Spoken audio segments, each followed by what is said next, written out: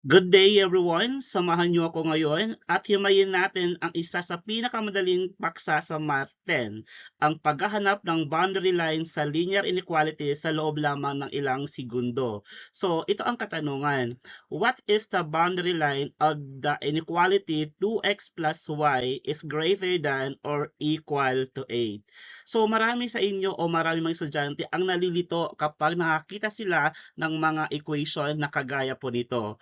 So akala nila kailangan pa ng mahabang solusyon, pero may tricks po tayo dito o may pinakamadali para makuha natin yung sagot. Ang tanong lang kasi, ano o what is the boundary line? So anong sekreto dito? Isang hakbang lamang ang gagawin po ninyo. Palitan mo lang ang kahit anong inequality symbol ng to equal sign. Again, papalitan mo lang ang kahit anong inequality symbol ng equal sign. Yun lang. So, alin po dito sa apat na ito yung pinalitan lamang ng inequality ng equal sign. Mapapansin po natin, ito po ay letter B. Okay? So, yun lang. So, simple lang ang tanong, boundary line. So, palitan natin ng equal sign.